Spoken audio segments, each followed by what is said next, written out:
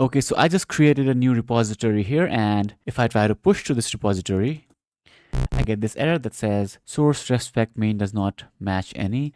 Now, there are two ways we can fix this quickly. So let's try the first method. So it means that there is no branch main in local, so it is not able to push. So what we can do is we can first create a new branch main and switch to it. The command is git branch dash capital M and main. And now we are in main branch, and let's try to push it again. Now again, I'm getting this error.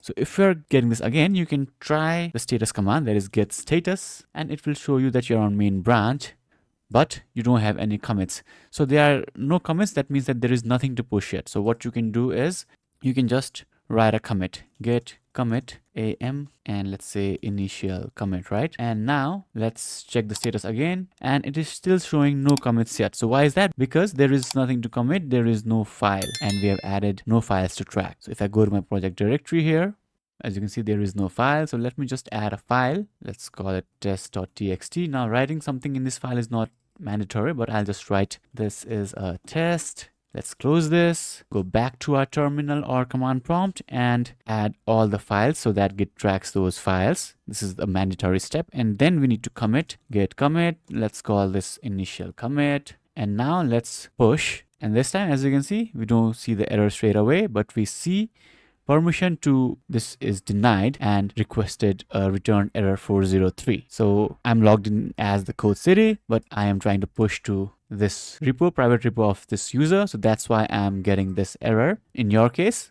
this error should be fixed and you should be able to push successfully. If you have any questions, let me know in the comments below.